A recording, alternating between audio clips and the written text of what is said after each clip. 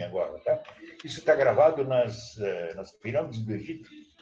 Na Gizé, ela tem um túnel que aponta exatamente para Tubã, e ali está os hierógrafos apontavam que esse era o melhor caminho para o faraó subir, virar Deus, porque apontava a estrela e não se mexia. Então, ficou gravado isso. Nós sabemos que é assim por causa da história antiga, né? Então, esse aqui, agora já se calculou modernamente, e se sabe que leva 23.600 anos, quase 24, né? Para dar uma volta completa. Então, vejam, daqui a alguns milhares de anos, vai ser uma estrela do Cefeu, que vai ser né?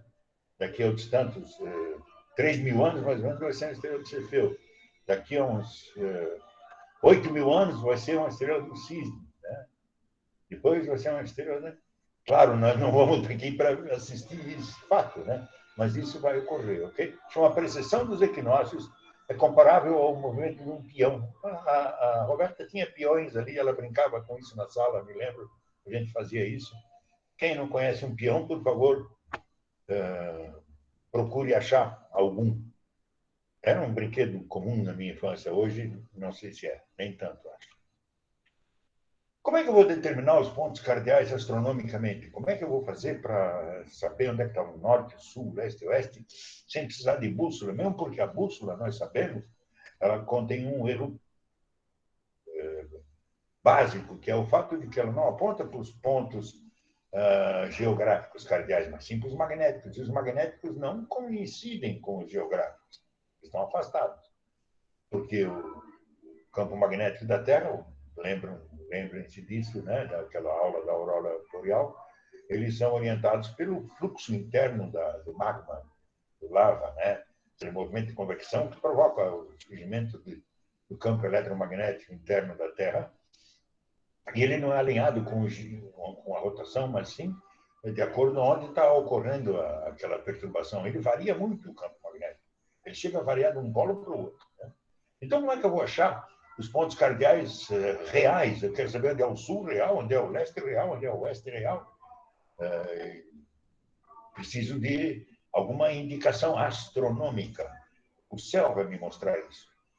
Se eu estou no hemisfério sul, em Florianópolis, eu estou abaixo do Equador, né? Abaixo do Trópico de Capricórnio, eu estou num lugar onde o zênite não atinge o trópico, né? Eu estou num lugar que o Polo Sul está acima da minha cabeça, que é o horizonte. Né? Então, eu tenho o Polo Sul celeste acima da minha cabeça, aqui, leste, à esquerda, oeste, à direita, se eu estiver olhando para o Polo Sul, né? Olhando para lá. E quem sabe dizer que distância é essa aqui, ó? ISTS. O que representa essa linha para quem está em Florianópolis? Polo Sul Celeste. Esse ângulo φ é a latitude do lugar. Tá? Então, quando eu estou aqui em Florianópolis, olho para o Polo Sul Celeste, o que eu estou vendo, esse ângulo aqui, é 27 graus, 35 minutos, 49 segundos, que é a latitude de Florianópolis, a distância que Florianópolis fica do Equador da Terra. Como é que eu acho esse Polo Sul Celeste astronomicamente? É fácil, gente. É só pegar o Cruzeiro do Sul, alguma medição reta na maior parte do Cruzeiro, no pé do Cruzeiro e não no braço, e multiplicar por 4,5. 4 vezes meia essa distância entre as duas estrelas aqui, ó. Entre a estrela de Magalhães, né? E a Rubídia. São essas duas aqui, ó. A de Magalhães, a Rubídia, né? Essa aqui e essa aqui dos braços não, e muito menos a intrometida, mas sim a Rubídia e a estrela de Magalhães. Tá? E você pega essa distância e multiplica 4 vezes meio. Se você usar uma régua, segurando assim, você consegue fazer isso facilmente. Tá? E 4 vezes meia, aqui está o Polo Sul Celeste. Exatamente aqui está o Polo Sul Celeste. Não importa onde o Cruzeiro esteja, essa distância é guarnecida sempre. Então, eu tenho o horizonte e tenho o Polo Sul Celeste utilizando o Cruzeiro do Sul. Simples assim, tá? Se eu olhar para esse ponto, aqui é o sul, se baixar para o horizonte, aqui é o sul, aqui é o leste, aqui é o oeste, atrás de mim é o norte.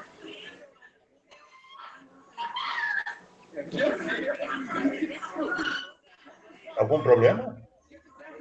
Não, professor, só um pouquinho. Lourenço precisa de cuidado com os microfones, pessoal, senão dá muita interferência e a gente não escuta o professor. Obrigado, professor. Então, esse ângulo no qual eu estou olhando o Polo Sul Celeste, que é esse ângulo aqui, ó, é a latitude do lugar onde eu estou. Latitude do cronómetro. No caso, cronómetro, Polo Sul Celeste. Se eu estivesse no hemisfério norte, eu estaria fazendo isso de outra cidade, olhando para o Polo Norte, né? Lá não existe uma indicação assim. Lá no hemisfério norte tem aquela estrela que nós falamos há pouco. Lá tem uma estrela que não se mexe a noite toda. É muito bonito. Primeira vez que eu estive no hemisfério norte, a coisa mais interessante que eu queria saber de olhar era isso. Era ver aquela estrela que não saía do lugar a noite toda. Se você ficar olhando as estrelas do cruzeiro, qualquer estrela no céu, elas vão girar durante uma noite. Vão girar no sentido leste-oeste. Na verdade, a Terra está girando no sentido oeste e leste. Mas aquela que está bem no ponto de giração, ela não gira. Ela fica paradinha ali. E lá no hemisfério norte, atualmente, lá a estrela polar, na Ursa Minor, que a gente viu, ela fica a noite toda no mesmo lugar. Então, por exemplo, os escravos do sul dos Estados Unidos que queriam fugir para o norte, onde seriam libertos, usavam a estrela polar. Porque se eu caminhar em direção àquela estrela, eu vou chegar no norte, de alguma forma. Nós aqui não temos essa benesse de eu quero chegar no sul, como é que eu faço? Mas temos o Cruzeiro do Sul, que nos ajuda. Como 90% do ano ele está fora, não está abaixo do horizonte, ele rola no verão, ele vai para baixo do horizonte, tá? Claro que de madrugada ele volta, mas durante a noite toda ele fica meio escondidão. E o resto do ano não, ele está bem acima. Ainda está acima, ainda é possível enxergar, tá? Mas ele começa a descer, começa a baixar, né? Então essa é a maneira de encontrar o Polo Celeste Sul. Alguma dúvida?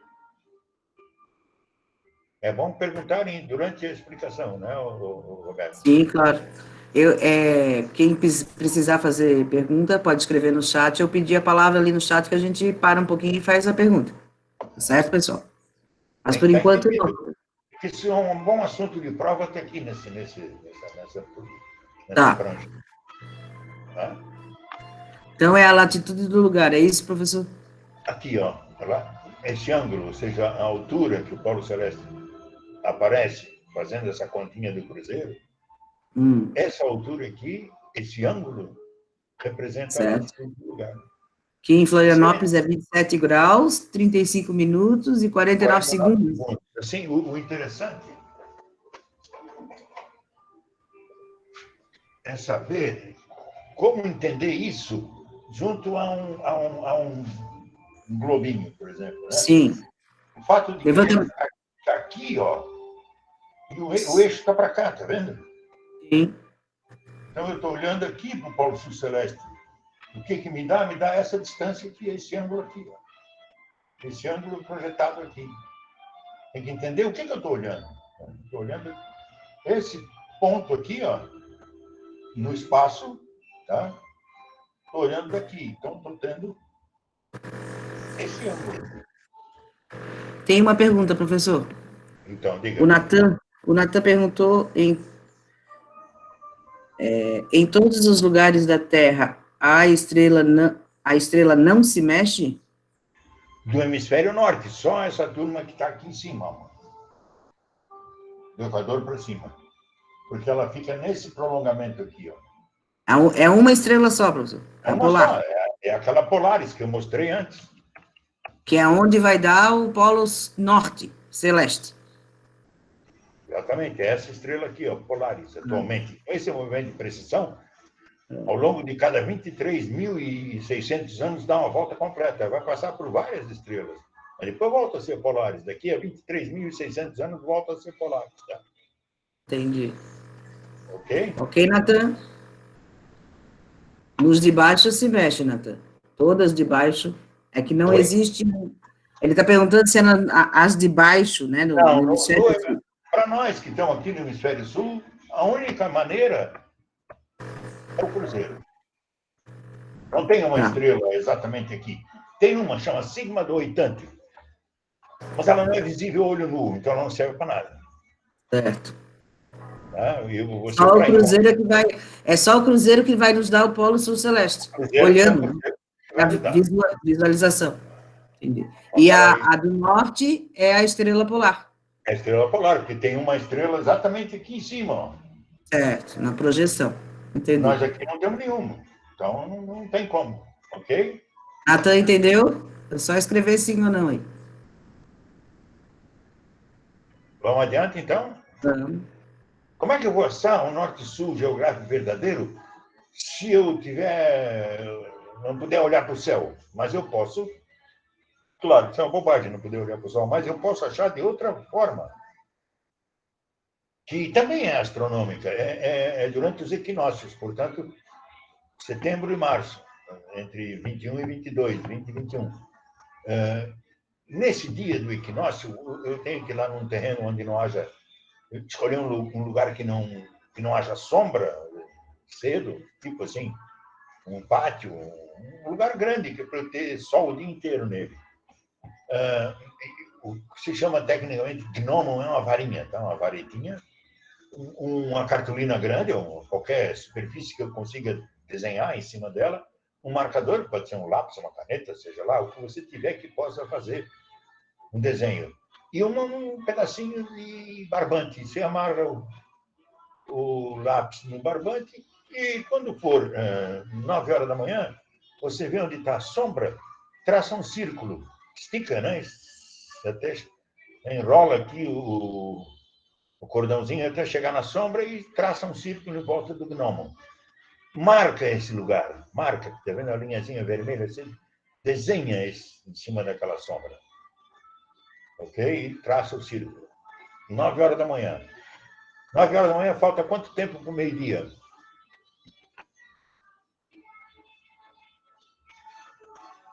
Ninguém sabe quanto falta para o meio-dia, 9 horas da manhã?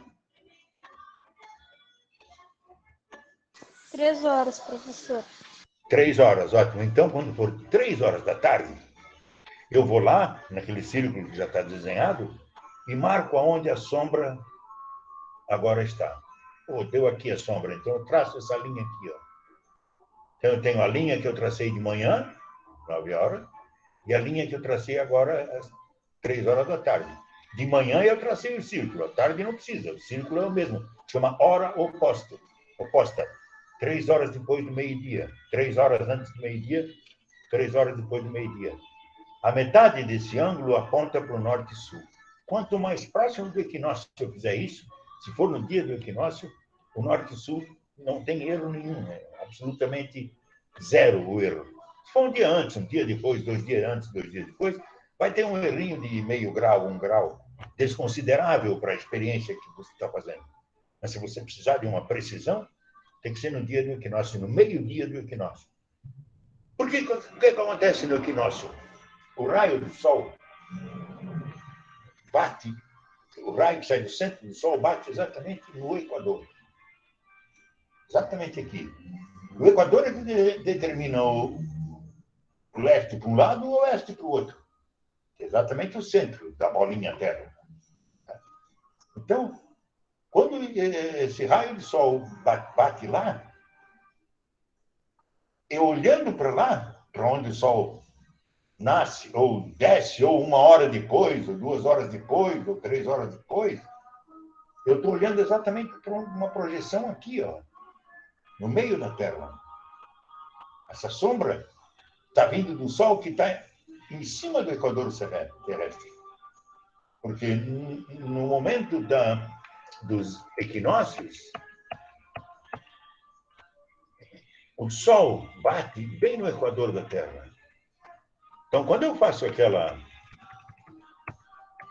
experiência, eu estou pegando a sombra do Sol que está no meio da Terra, está lá no Equador. O raio que sai do centro do Sol toca o Equador da Terra. Então, eu estou pegando exatamente um Sol que está em cima do Equador da Terra. Por isso, a sombra aqui vai me mostrar exatamente isso aqui. Ó. Eu estou aqui embaixo, o Sol está pegando aqui, o pauzinho está aqui, a sombra, exatamente para cá, do lado de cá. Ok? Entendido isso? fácil de fazer, né? Você tem gravado, está gravando isso, não está, Roberta? Então, vocês têm isso gravado e podem fazer a experiência agora. Não é época boa para fazer, porque nós estamos longe do equinócio, né? Mas, de qualquer forma, para treinar, né? Vai dar parecido norte e sul, não vai dar muito diferente. Mas quanto mais perto do solstício de verão, pior vai ser, o maior vai ser o erro. Mas quanto mais perto do equinócio, em março, por exemplo, isso é uma beleza. Em dia 22 de março, 21, não sei, ano que vem, ainda tem que olhar. Vai dar exatamente norte e sul. Tá? O Equador, a projeção do Equador da Terra, é só procurar a constelação do Orion. Agora ela não está disponível, ela cedo desceu. Tá? Normalmente a OBA é feita em maio, quando o Orion está bem visível no céu, mas agora não. O Orion ainda não está visível. Daqui a pouco ele aparece, porque no verão nós sabemos que essa turma aqui aparece no céu. Tá? Daqui a pouco no verão ele aparece. Então, a estrela chamada Betelgeuse, uma vermelha bonita, fica à esquerda, embaixo, quando a gente olhar para ele, e essa estrelinha aqui das Três Marias, chamada Mintaka, aqui passa o Equador, a projeção do Equador da Terra. Tá? Então, se eu pegar o Equador da Terra e jogar para o céu, ele vai passar exatamente aqui, ó, nas Três Marias. A primeira das Três Marias, na mais perto de Betelgeuse. Não nessa aqui, essa aqui que é a mais perto de Betelgeuse. Aqui passa o Equador Celeste. Ok? Se vocês olharem, tem alguém viu Marte esses dias? Você tem visto, Roberta? Tem olhado o céu de noite? É só olhar para o horizonte leste. Não, professor, não tenho olhado assim, ó. Assim que escurece, ele já está bem alto no céu, vermelhíssimo, Marte, um resplendor vermelho. Procurem. Mas Hoje meu não. apartamento é virado para o norte, professor, eu não consigo ver o Mas leste. vai ali na rua que tu vê. Ah, né, eu acho que...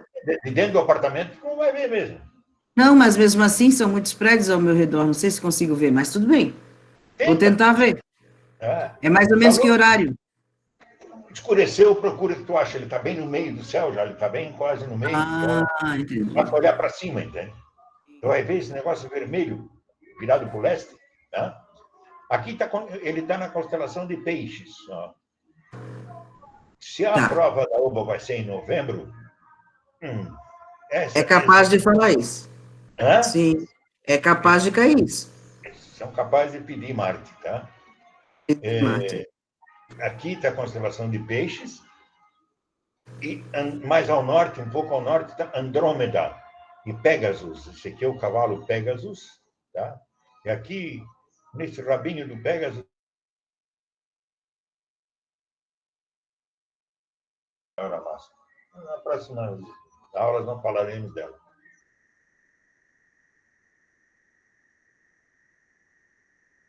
Professor, acho que Oi? travou agora, hein? Como? Travou um pouquinho a sua voz e a imagem. Aonde é Pegasus? Voltou? Voltou. Só mostra para nós onde é Pegasus mesmo, em Andrômeda, porque travou exatamente ali. Pegasus é isso aqui, ó. Pegasus, tá vendo aqui, ó? Pegasus. Eu virei esse mapa de cabeça para baixo, porque é como nós enxergamos daqui, tá? Tá. Esses mapas, claro. 90% deles são do hemisfério norte, né? Certo. Então, mas daqui nós enxergamos dessa forma nós enxergamos, tá? Aqui é Pegasus, e bem perto aqui, assim, é fácil de ver o quadrado, ele é resplandecente no céu, o quadrado.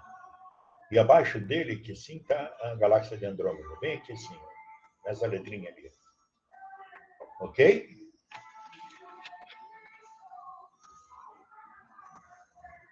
Analema do Sol. Se você fotografar o Sol a todos os meio-dias durante um ano, não digo todos, mas alguns, boa parte deles, no mínimo 2 ou 3 por estação, eis o desenho que forma no céu. Você vai colocando fotografia em cima de fotografia, chama analema do Sol. Forma um 8, tá vendo? Por que isso, hein? Quem saberia explicar por que forma um 8 e não um círculo? Professor, antes de o senhor perguntar, a gente saber isso, tem um aluno perguntando o que é solstício. É quando... Solstício, a tradução da palavra significa sol parado. Certo. Porque é o seguinte, do ponto de vista da Terra, o Sol caminha entre os dois trópicos, certo? Ele vem do trópico de Câncer, do trópico de Capricórnio, volta para o trópico de Câncer, para o trópico de Capricórnio. É onde ele para começar a voltar, entende? Então, o solstício, no dia 21 de dezembro, ele começa, ou 22, depende do ano, ele começa a voltar. Ele veio, foi ficando cada vez mais alto no céu, para e começa a voltar. E volta de novo. Começa a voltar, para, começa a voltar,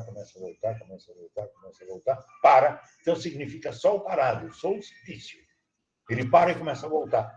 Na verdade, é a Terra que está andando, né, em redor dele, e como ela é inclinada, o centro do Sol faz esse caminho, certo?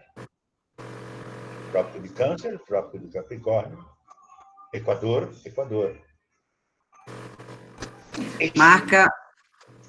Ele marca o início da primavera e do inverno.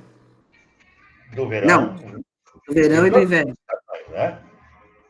Mas, na verdade, vejam bem, se você for pensar, no dia 21 de dezembro, ele começa a voltar. A Terra, a partir do dia 23 de dezembro, a Terra já está um pouquinho mais para lá, ele já pega um pouquinho acima aqui. E assim vai. Então, o verão, tecnicamente, é só nesse dia. Que é quando o Sol está em máxima altitude, no zênite, para a turma do hemisfério sul. Está no zênite. No outro dia já não está mais, vai estar para outro, até que quando lá, vai estar lá em cima, em Cuba. Tá? Entendi. E as temperaturas vão diferenciando também, né? Por que o janeiro e fevereiro são quentes? Porque deveria ser quente, o calor começa aqui assim, ó, como nós estamos sentindo agora, em final de outubro. Agora começa o calor, né? Então, novembro e dezembro. O verão devia ser outubro, novembro, dezembro e janeiro. Porque ele já começou a voltar aqui em dezembro. Uhum. Entendeu? Mas se definiu o verão assim, porque a temperatura ela não depende só da posição do Sol, mas também dos movimentos de ar aqui, né, da atmosfera terrestre. Né? Então, é isso que acontece. Entendido? O moço que perguntou lá? O João Pedro escreve lá, vê se entendeu, querido. Sol parado, primeiro dia de verão ao primeiro dia de inverno, e depois vai voltando o sol, né? É a Terra que está andando. É a Terra que está andando. Isso aqui, ó, é a órbita da Terra projetada no Sol. Porque, como do ponto de vista da Terra, como nós estamos aqui, nós enxergamos o Sol lá fora. Então, como nós estamos andando assim, ó, para baixo e para cima do Sol, sempre considerando o mesmo ângulo. Mas lembra que fica 7 graus abaixo do meio do Sol, a órbita da Terra. Depois passa 7 graus acima. Não sei se isso lembra mesmo. da primeira revisão. Olhem lá, na primeira revisão, que o plano que contém a Terra não é paralelo ao plano que contém o Sol, é inclinado em 7 graus. Por isso acontece esse desenho de um 8. Né? Interessante. Ok? Analema é o nome, professor? Analema do Sol. Tá. Então, o que acontece ao longo do ano? Vejam bem. Florianópolis está aqui, 27 graus, 35 minutos, 49 segundos, abaixo do trópico de Capricórnio. Nós estamos 4 graus abaixo do trópico, né? 23 para 27, 4. Tá? 4 graus e um pouquinho. Nós estamos aqui abaixo do trópico. Então, nós nunca vamos ter o Sol em cima da nossa cabeça. Aqui, ó. O Sol está em cima da cabeça de quem está no trópico de Capricórnio em 21, 22 de dezembro. Depois ele vai estar em cima do Equador, 2 vezes, uma vez em março, outra vez em setembro. Vai estar lá no hemisfério norte em junho, né? 22, entre 20 e 22 de junho, depois volta para o Equador em setembro e assim continua. Ou seja, por isso que eles definiram o zodíaco, porque o Sol ele vai estar numa dessas constelações sempre. Ó. Só que eu não sei por que cargas d'água os antigos eliminaram Ophiuchus, porque os planetas estão dentro dessa faixa também, está tudo girando ao redor do Sol, e essa faixa tem 8 graus para cada lado. Os planetas se encontram entre essas medidas. E Ophiuchus, a constelação de Ophiuchus, entra também aqui no zodíaco. Mas eles nunca consideraram, porque, como a gente falou, os mesopotâmicos usavam 12 para fazer cálculos, né? Os ossinhos da mão, né? Falange, falanginha, falangeta, 1, 2, 3, vezes 4, dá 12. O sistema de contagem deles era 12. Por isso eles, não, o Ophiuchus não vamos considerar, porque daí, em vez de 12, vai a 13, complicava as contas deles. Por isso ficaram 12 constelações do zodíaco, por isso 12 meses do ano, por isso 12 apóstolos. O 12 não foi um número mágico, foi um número escolhido pelo fato deles usarem um sistema que usava o polegar para contar os dedos, contar nos dedos. Por isso, só por isso, tá? Então, durante o ano, o que acontece? Aqui, quando o Sol está em peixes, né? Quando o Sol está em peixes, ele está exatamente aqui, ó, nesse ponto. Tá? Esse ponto intermediário aqui. Ó. É em peixes que acontece isso. Outro ponto intermediário é na Virgem. Entre a Virgem e o Leão, mais ou menos. Que assim.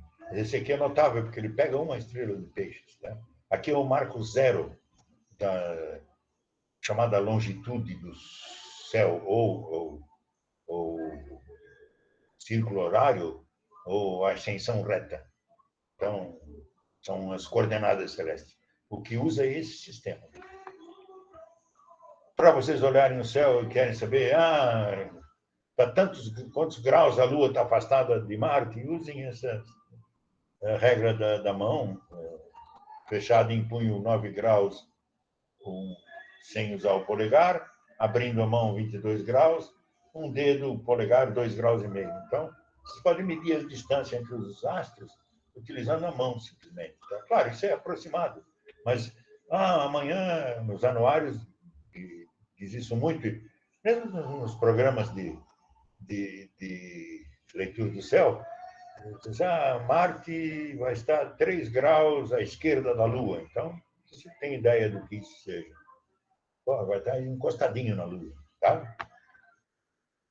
Agora vamos falar do sistema Terra-Lua. Eu boto o sistema entre parênteses, porque a Lua continuará sendo o nosso satélite natural, óbvio, tá?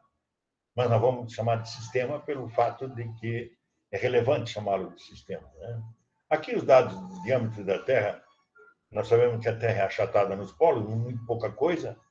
Então, a diferença De quanto é a diferença? Quero ver quem me calcula a diferença entre o diâmetro equatorial e o polar, rapidamente. Então, quantos quilômetros de diferença? Professor, olha só, nós temos uns alunozinhos aqui novos. Diâmetro equatorial, o senhor mostra lá para eles qual é, por favor. Polar. O equatorial é esse diâmetro aqui, o polar é esse diâmetro aqui. Tá. E no desenho é o zero cortado, né? No desenho aqui do lado. Esse aqui diâmetro é. Diâmetro equatorial. Símbolo de diâmetro. E diâmetro polar.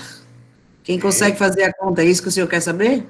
Quero saber qual é a diferença dos dois. Quem é o maior e em quantos quilômetros ele é maior? Ok, a Terra vamos é lá. achatada em quantos quilômetros? Vamos lá.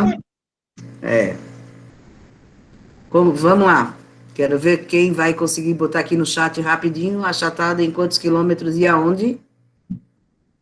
Para saber a diferença do equatorial para o polar. 24, professor? Não, né? Não. 42, diz aqui. 42. Exatamente, 42. Amanda Antônio. O 12.000 eu não preciso diminuir, porque 12.000 e 12.000 vai dar zero. O 7 eu não preciso diminuir, porque 7 e 7 vai dar zero. A linha, desculpa. 14, 42, né? 4 para 6 faltam 2, 1 para 5 faltam 4. Então, 42 quilômetros.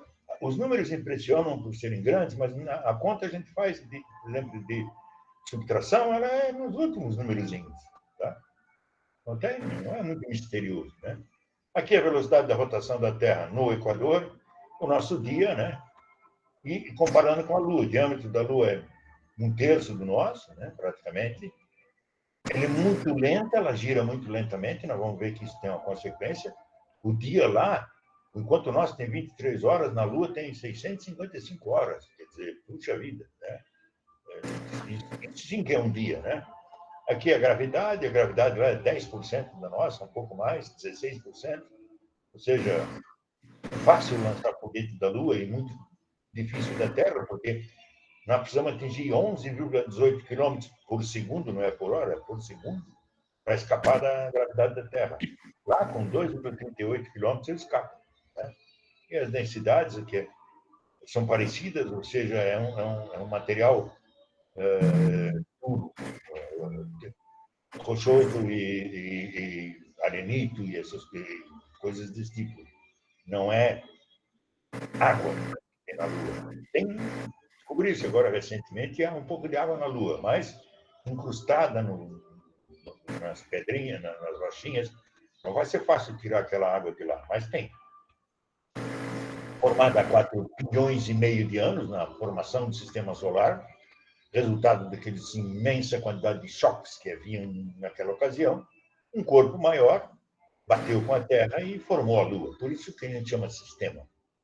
Aproximadamente 4 mil bilhões de anos no passado isso aconteceu. Tá? Sistema, porque vejam, a maior lua do sistema solar chama Ganímedes, é uma lua de Júpiter, nós vamos ver isso na próxima aula. Ela é 27 vezes menor do que o planeta-mãe. Titã, a segunda maior lua do sistema solar, de Saturno, é 22 vezes menor que o planeta-mãe. A Lua é só 3 vezes menor que o planeta-mãe. Então, olha, um satélite é uma coisa bem diferente. Aqui é um sistema, os dois corpos são grandes. A Lua é um corpo grande. A Lua é maior que o Mercúrio. Né? Há uma questão interessante com a órbita da Lua. Aqui, em verde, a órbita da Terra ao redor do Sol. Eu tenho um ponto que a Terra está mais afastada do Sol, chama afélio. Um ponto que a Terra está mais próxima do Sol, chama periélio.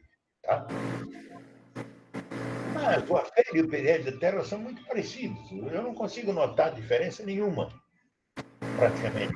150 milhões de quilômetros, a diferença é 5 milhões só. Então, 5 dividido por 150, puxa, você nem nota que a Terra está mais próxima ou mais afastada do Sol. É muito pouco. A nossa elipse é muito pouco achatada. Mas a da Lua, não. A da Lua tem um achatamento bastante grande, tá? 10% mais próximo ela chega ou se afasta. Então, o perigeu é 10% mais perto do que o apogeu. Ou seja, é bem elíptica a órbita da Lua. Com um agravante. Essa órbita ela não é... Como a nossa é fixa ao redor do Sol, não, é sempre a mesma órbita, a da Lua não, ela vai mudando, ela vai girando em torno da Terra, no contrário da órbita. Então, a Lua anda para cá, em relação à Terra, né? Anda para cá, em relação à Terra, a Terra anda para cá em relação ao Sol, a Lua também anda para cá, de oeste para leste, tudo de oeste para leste. Mas, diabolicamente, a órbita da Lua anda ao contrário, resultado das forças gravitacionais entre Terra, Sol e Lua. Tá? Então, esse plano ele vai mudando, ele dá uma volta completa a cada 18 anos e 7 meses. Chama-se nutação, esse movimento. E esse período de 18 anos e 7 meses chama-se período de Saros, que foi um grego que descobriu isso. Não, grego não, egípcio que descobriu isso. Tá? Então, há um complicador com a órbita da Lua. Ela não fica paradinha como a nossa, todo ano anda no mesmo lugar. Ela vai mudando, ela vai girando em torno da Terra. Isso é interessante porque, além do fato dela não estar... eu preciso atender o telefone, só um minutinho.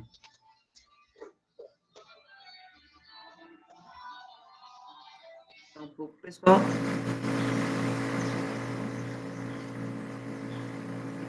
Quantos quilômetros tem a Lua? A Amanda já respondeu para ti, tá correto, Amanda? É telefone de 2.400. voto, sabe? Eu já tinha bloqueado, mas não adianta, eles dão um jeito de desbloquear. Aline. Então, hã? Não, é que eu estou chamando uma aluna de Amanda, mas não é Amanda, é a Aline. Desculpa, professor. É que eles mesmos estão perguntando, eles mesmos estão respondendo as perguntas aqui.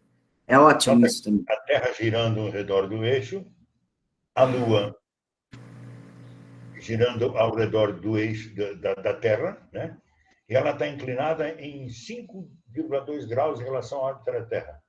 Ou seja, não é paralela ao Equador, ela está inclinada ao Equador. Tá? Professor, a Terra está inclinada Em relação à eclíptica. inclinada em relação ao Sol, 7 graus. É isso? A órbita, a eclíptica É é a inclinada órbita. em relação ao Sol em 7 E graus. da Lua E é 5 graus.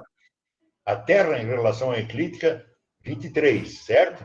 A Certo? Lua, em relação à Terra, 5. 5.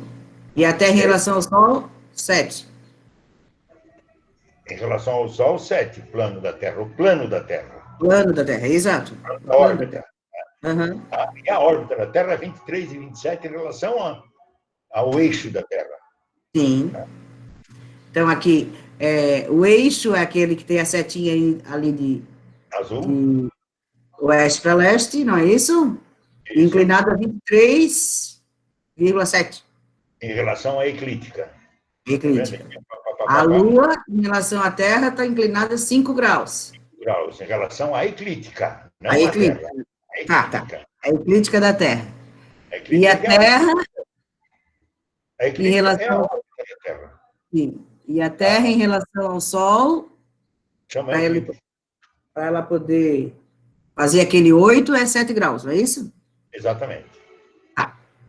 Obrigado. Então, as fases da Lua. Ora, se a Lua estiver aqui, ó, olha, aqui, o Sol está pegando ela vai estar aqui, o Sol está vindo daqui, passa por cima da Terra, pega a Lua em cheio, porque ela é inclinada, né, em 5 graus, então ela passa por cima da Terra, porque está a 380 mil quilômetros de distância. É muito longe, então ela passa em cima da Terra. E aqui, quando ela estiver aqui, ó, nessa posição, ela está entre a Terra e o Sol, ela fica na frente do Sol, ela some. A luz do Sol não permite que a gente enxergue. Ela fica para baixo do Sol. Ok?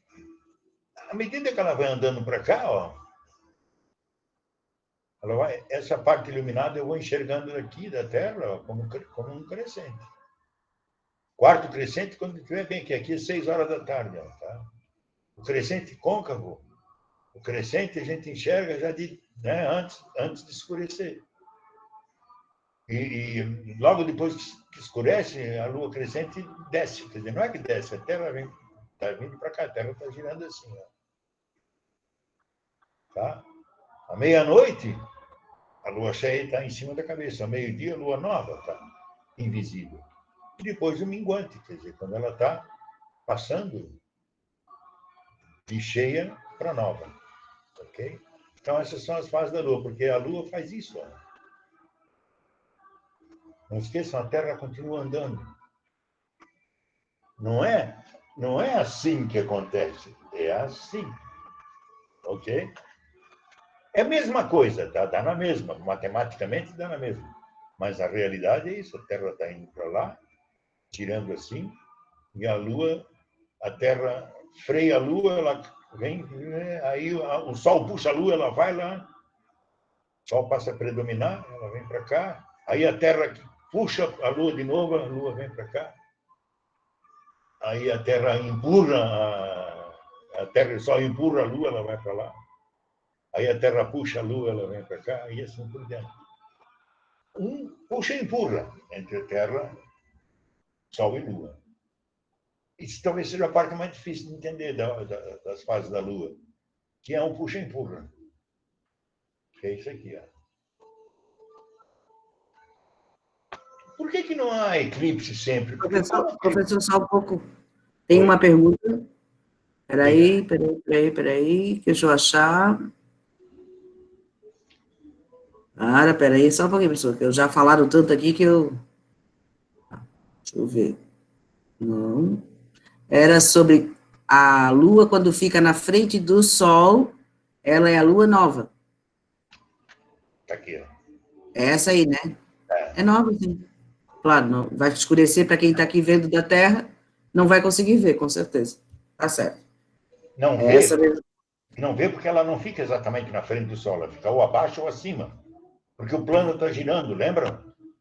Sim. Se o plano não girasse, ela ia aparecer sempre do mesmo jeito. Ou aparecia ou não aparecia. Mas como o plano gira, às vezes tu enxerga ela, às vezes não. Quando tu enxerga ela, tu está na frente de um eclipse. Uhum. Esse plano aqui vai girando, ó, tá vendo? Esse plano aqui vai girando. Então eu tenho uma situação em que a linha dos nodos, o que é a linha dos nodos? É onde o plano, aquele plano inclinado em 5 graus da Lua, cruza a eclíptica. Aqui é a eclíptica. Aqui, cor-de-rosa é a eclíptica, é a órbita da Terra. Aqui da Terra, aqui da Lua. Quando a linha dos nodos, mais praticamente a linha com os três, eu tenho eclipse. Porque daí ela está bem na frente do Sol. Quando não, ela não está na frente, ela está para baixo do Sol. Aí a luz do Sol, a sombra dela vai por nada. Aqui também, ela está abaixo do Sol. Então, agora, quando acerta os três, alinhar os três, opa, eu tenho tanto eclipse do Sol como eclipse da Lua. Então, depende de como está esse plano, no momento em que um cruza na frente do outro, na órbita. Às vezes o plano favorece o eclipse, às vezes, a maioria das vezes não. 90% das vezes não, 10% só acontece eclipse. E o eclipse não acontece. Por exemplo, se é um eclipse da Lua, a Lua entra na sombra da Terra, para todo mundo que está nesse lado de cada Terra, veio o eclipse, não importa o hemisfério. Mas eclipse do Sol, não, ele vai dar só num pontinho lá. Entenderam? O eclipse do Sol vai dar só num ponto, só um pedaço da Terra que veio. Nós agora em dezembro teremos um eclipse que nós vamos ver 70%, porque a sombra vai cair lá no meio da Argentina. Mas aqui nós vamos ver um pedaço da Lua passando em cima da sombra. Então, os eclipses ocorrem porque a Lua e o Sol têm mais ou menos o mesmo tamanho no céu, por um ser 400 vezes maior que o outro, mas está 400 vezes mais longe, está na mesma, parece que você está enxergando a mesma moedinha. Tá? E aqueles ângulos, ó, entre a órbita da Lua, que é esse cor-de-rosa, e a órbita da Terra, que é esse azul, se houverem ângulos dessa magnitude, 12 graus ou 18 graus, eu tenho eclipse.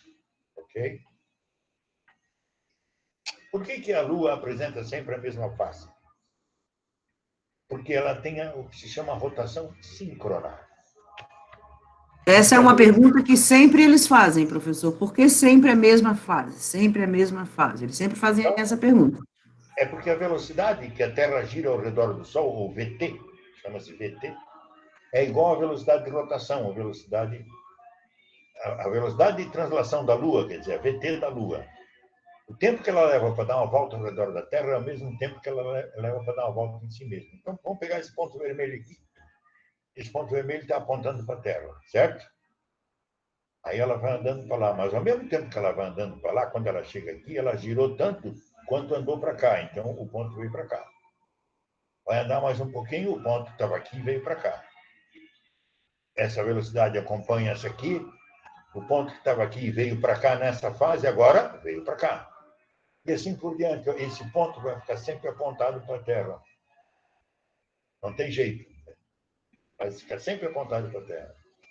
Não importa onde está o Sol, não importa nada. O que importa é que essa velocidade aqui, ó, que a Lua gira, é a mesma com que ela demora aqui 655 horas, lembra? Por isso a velocidade de rotação dela é tão baixa. Porque ela foi formada de uma paulada na Terra, ela está se desgarrando da Terra a razão de 4 centímetros por ano. Ou seja, essas velocidades vão mudar com o tempo, mas é claro, esse tempo é em milhões de anos, tá? Nós não vamos ver nada disso, obviamente. Tá? Então, a resposta é rotação síncrona. Ou seja, essa velocidade de rotação dela é a mesma com que ela anda para cá. Então, esse pontinho vai estar sempre apontado para o mesmo, para a Terra. Sempre, sempre, sempre, sempre, sempre, sempre. Não tem como ele escapar. Alguém não entendeu isso? Por enquanto está tudo certo. Professor, é sobre a. Agora vem a maré, né? Isso. Gostaria que o estudante João Pedro, ele fez essa pergunta para eu passar para o senhor.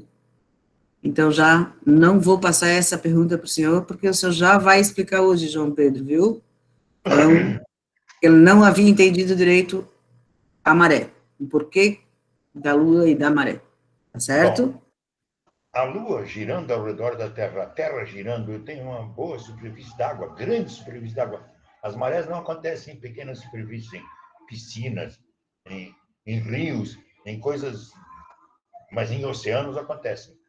O que acontece? A força combinada gravitacional do Sol, da Lua e da Terra faz com que a água, a Terra ao girar e a Lua ao girar ao redor da Terra, faz com que a água assuma essa posição laminar. Só dá para entender se você pegar aquela experiência do balde, pendurar um balde por uma corda, torcer bastante o balde, botar metade de água no balde, soltar a corda e ver o que acontece com a água dentro do balde. A água do balde tende a fazer isso aqui, assim, ó, tende a subir pelas paredes do balde. Uma força centrífuga. Ela tende, a tendência da água é sair pelas bordas do balde. Tá? E é isso que acontece aqui.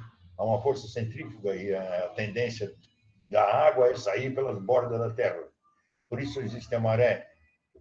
Ela é oposta, ou seja, nos dois lados. Se a Lua está aqui, ela acontece nos dois lados. Se a Lua está aqui, ela acontece nos dois lados. O que existe é a Lua nova e Lua cheia, eu tenho a grande maré. Lua minguante e Lua crescente, eu tenho a pequena maré. Maré pequena. Por quê? Professor? Oi? Nós estávamos essa semana na nova, não é? Na lua nova, não é isso? Não, cheia, cheia. Cheia? Ah, então tá. Porque a maré está altíssima aqui nos ingleses. Tá, a maré está em Lua cheia. Ela Então, é cheia, então. Tá. eu tenho maré que chama de Sizígia, quando são as grandes marés, na nova e na cheia. Nas duas acontece isso. Tá? E as marés chamadas de quadratura, no crescente e no minguante, são as pequenas marés, são essas pequenininhas aqui. Enquanto que as outras são maiores. A maré ocorre a cada 12 horas e 25 minutos. Tá? Um dia tem 24, é um pouco mais de meio-dia. Tá? Então, se perguntarem o que causa as marés, é o movimento da Lua ao redor da Terra, combinado com a gravidade do Sol. Então, você tem Lua nova e Lua cheia, eu tenho maré de Sizígia, que são as maiores marés, e a de quadratura, no crescente e minguante, eu tenho pequenas marés. Ok? Falar um pouquinho dos planetas terrestres, eu só coloquei os dados aí para compararmos, foto dos 4 planetas. Mercúrio realmente é pequenininho, né? Vênus, eu falei que Mercúrio é menor que a Lua, é minto. Plutão que é menor que a Lua, Mercúrio é maior. Tá? A inclinação do eixo em relação à órbita, para a gente descobrir a estação do ano e descobrir uma coisa interessante. A inclinação do eixo de Vênus é 177 graus, ou seja, ele está virado de cabeça para baixo. Porque a Terra é 13,27, o eixo estaria aqui assim. Vênus, o eixo estaria aqui assim, ó. Mas rodando ao contrário, porque o norte de Vênus foi empurrado para baixo na formação do sistema solar por algum choque. Tá? Marte é metade do diâmetro da Terra, mas reparem, esses três têm estações do ano. Vênus não tem, nós já vamos ver por quê. Mas a Terra e Marte têm as 4 estações. Marte tem 4 estações como nós. Não faz muita diferença em Marte, mas faz também. Faz alguma diferença. Tá? Então, dos planetas inferiores, que são aqueles que estão entre nós e o Sol, nós já falamos isso na primeira aula, mas não custa revisar. Vênus e Mercúrio têm órbita entre a Terra e o Sol. Posição 1 de Vênus ou de Mercúrio e a Terra. Quando eu olhar para um, chama conjunção inferior, eu não estou enxergando o planeta porque ele está ou abaixo ou acima da linha do Sol. Tá? No ponto 2, é quando ele tem o maior ângulo aqui, ó. A máxima elongação oeste, ele aparece comprido e fino, mas mais alto no céu, tanto Vênus quanto Mercúrio. No 3, nessa posição aqui em 90 graus, é o máximo giboso, ele aparece mais cheio, mas mais baixo do que na máxima elongação oeste. E a conjunção superior, quando ele está lá em 4, eu não enxergo nada, pois ele está no outro lado do Sol, como é que eu vou enxergar? Mas existe o trânsito. Às vezes, ele passa bem na frente do Sol em relação à Terra. Nem sempre, às vezes a órbita dele é aqui por baixo, às vezes por cima, mas tem ocasiões em que ele passa aqui. No caso de Vênus, a cada 106 anos, depois mais 8. No caso de Mercúrio, 13 vezes a cada 100 anos. Tá? Chama trânsito. Eu já assisti trânsito de Vênus e já assisti trânsito de Mercúrio 2 vezes, 3 vezes. Já assisti. Então, esse trânsito de Vênus é um fenômeno raro. Não é 106, é 126 anos. Depois mais 8. Depois 126, depois mais 8, assim por diante. Só que esse 8 vai ocorrer em outro lugar da onde ele ocorreu antes. Né? No trânsito, para ser visível aqui em Florianópolis de novo, só daqui a foi em 2003, foi em 2006, então só daqui a 2006, só daqui a 118 anos que eu vou ver um trânsito então nenhum de nós vai ver, não tem jeito.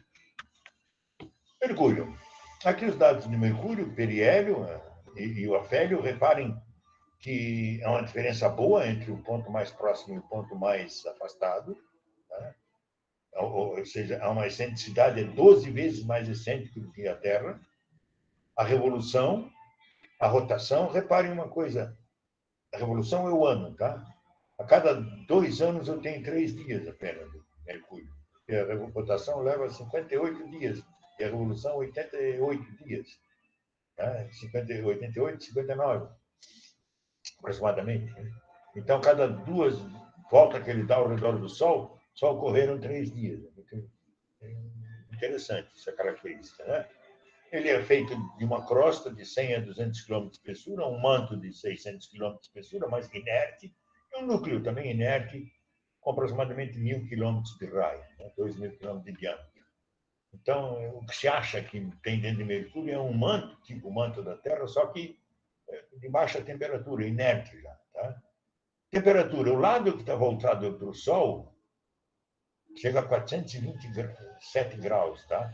E o lado escuro, menos 182. Então, como ele só dá 3 voltas a cada 2 anos, ele vai ficar com esse lado aqui de 427 graus bastante tempo. Né? Quem descobriu as anomalias do periélio de Mercúrio foi Einstein, com as equações da relatividade. Por isso, Mercúrio é tão importante na história da física, porque ele comprovou que Einstein tinha razão nas suas teorias. Tá? Ou seja, ele está tão perto do Sol que a órbita dele altera o tempo todo. O periélio avança, avança, avança. Ele faz mais ou menos o que a Lua faz com a Terra. A Lua está tão perto da Terra e tão influenciada pela massa da Terra que faz aquela voltinha. Mercúrio também faz aquela voltinha ao longo do ano, tá? Ao redor do Sol. Vênus. Aqui os dados também. Periélio e afélio são como a Terra, praticamente a mesma coisa. Tá? A excentricidade, como a Terra, menor ainda que a da Terra. Tá? Revolução 224 dias e rotação 243. O que significa isso? Que o ano é mais curto que o dia. Tá? Então, um dia demora mais de um ano em Vênus. Tem uma rotação muito longa, muito baixa, uma rotação muito mínima perto da velocidade de revolução. Revolução é a translação, é a volta ao redor do Sol, tá? Ou a volta ao redor do corpo principal. E a rotação é ao redor do seu próprio eixo.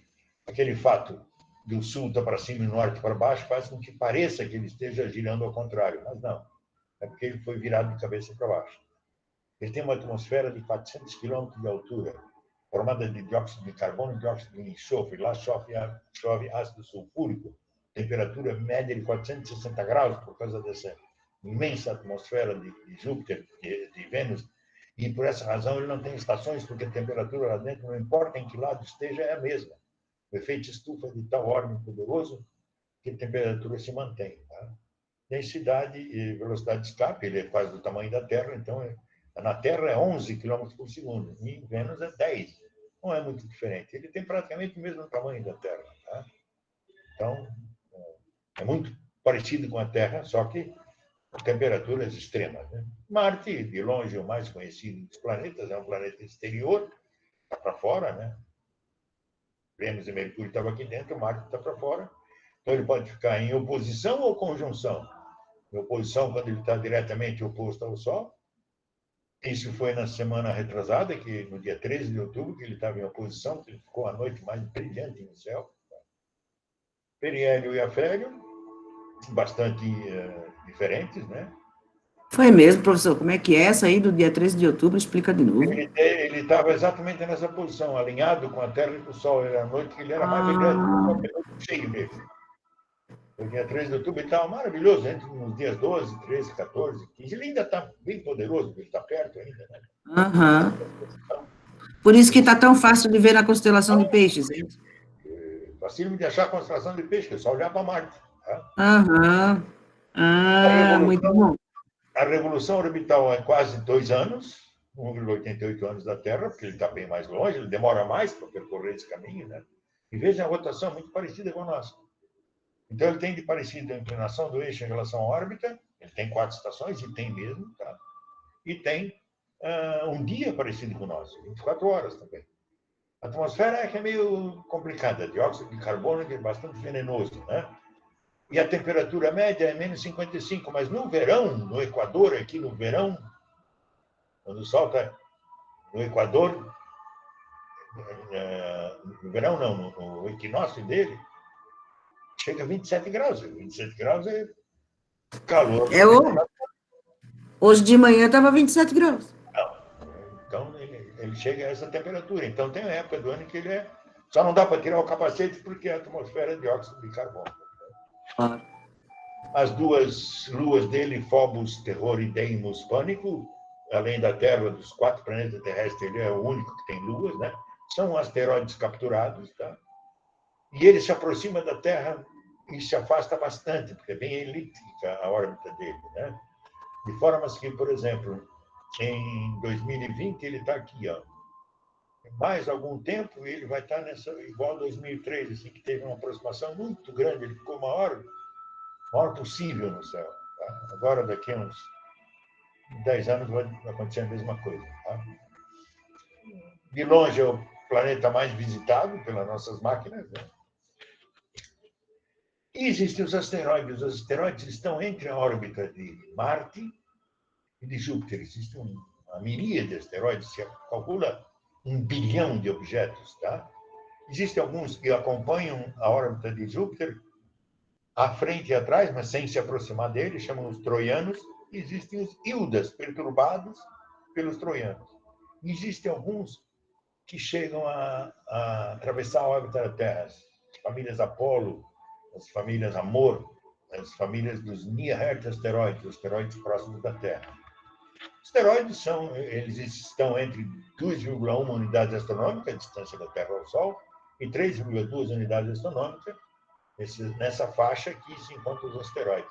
Eles variam de 2 metros a 900 quilômetros, são grandes pedregulhos, grandes rochas, né? E se atribui a um choque de um deles a extinção, ou pelo menos a pá de cal na extinção dos dinossauros. Eles se chocam com a Terra, se chocam sim. De vez em quando se chocam, nós temos várias crateras na Terra mostrando isso. Não está... por noite caem 50 toneladas de material na Terra, em média, de 20 a 50, depende da noite, de pedregulhinhos. Essa semana foi vista, assustou um pessoal lá na Bahia. Teve aqui em Santa Catarina também, viram um meteoro fantástico no Rio Grande do Sul também. Essa semana teve vários avistamentos.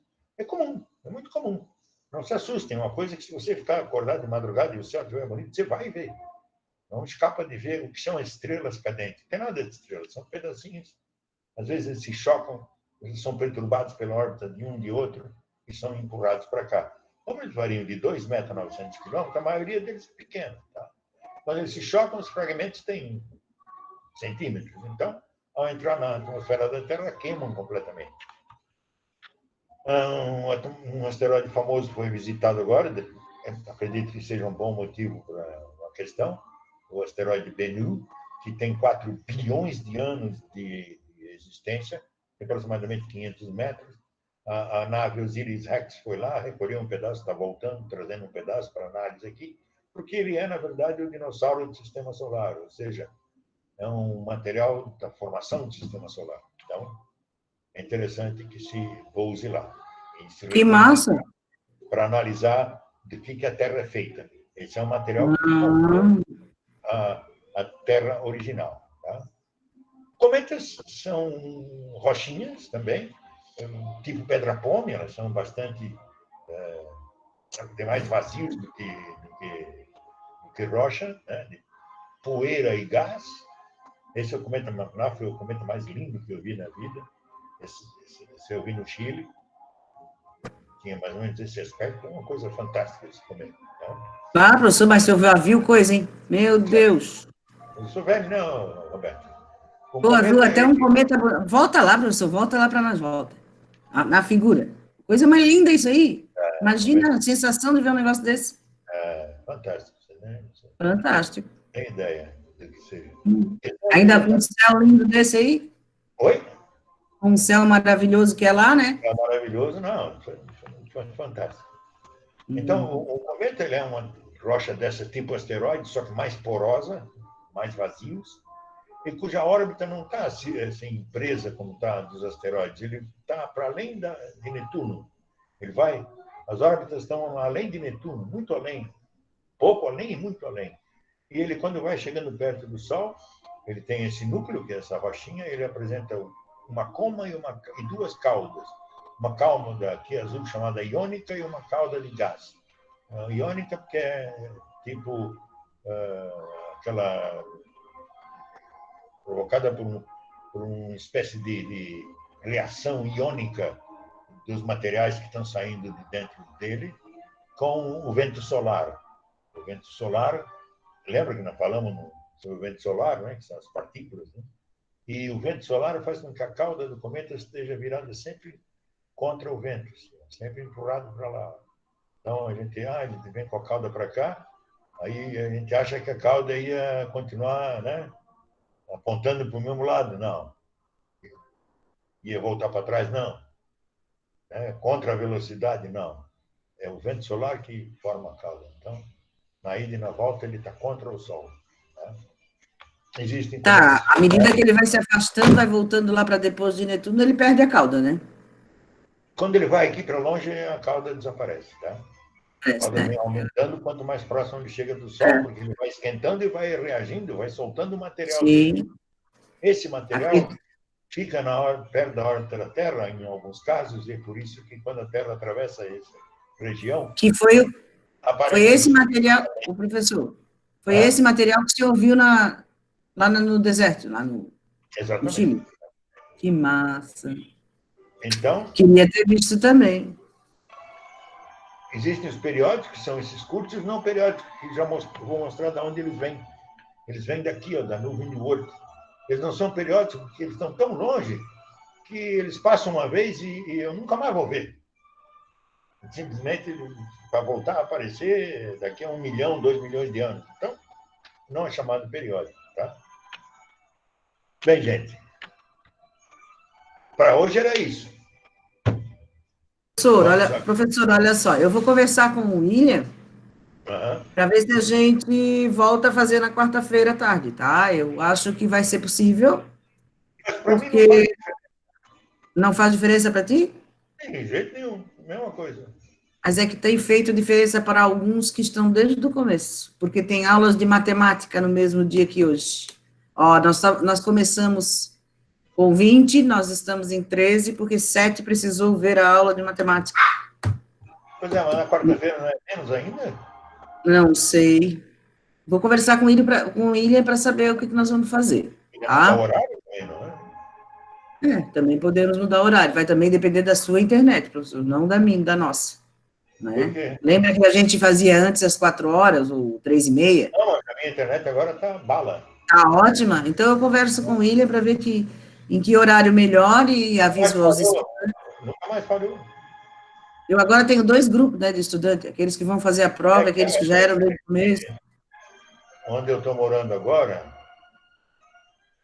tinha mais gente agarrada no Wi-Fi, tá?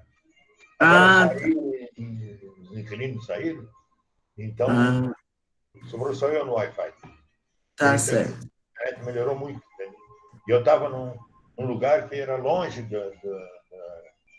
do equipamento. Agora eu estou no equipamento, direto. Né? Então não depende mais do Wi-Fi. O meu está direto na net.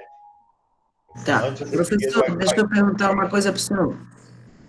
Aqui tinha uma dúvida entre dois alunos aqui no bate-papo conversando. Plutão é menor que a nossa Lua ou não? Plutão é menor. Plutão, sim. Mercúrio, não. Plutão, sim. Mercúrio não, Plutão sim. Tá. Por Isso isso que nós queríamos, uma das razões para ele virar planeta anão foi isso. Né? foi o tamanho, né? Tamanho. Uhum. Ok. Então, professor, posso lhe pedir que o senhor envie para mim o da semana passada e esse dessa semana, que o senhor não enviou? O da Os semana passada eu slides? enviei. Não. Tá, enviarei os dois, então. Não, muito obrigada. Queridos, eu agradeço a A participação próxima do semana senhor. tu me avisas, então, o horário e o que, é que vocês combinarem aí para Não, vou mim. combinar com ele direitinho, tá bom? Para mim é indiferente, ok? Tá certo. Obrigada a todos, Um pessoal. abraço, tchau, tchau. Tá? Tchau, tchau. Alguém precisar falar comigo, fica.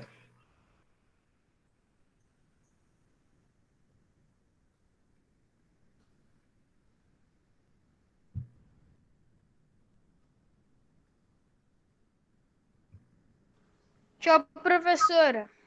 Tchau, querido. Tchau, tchau.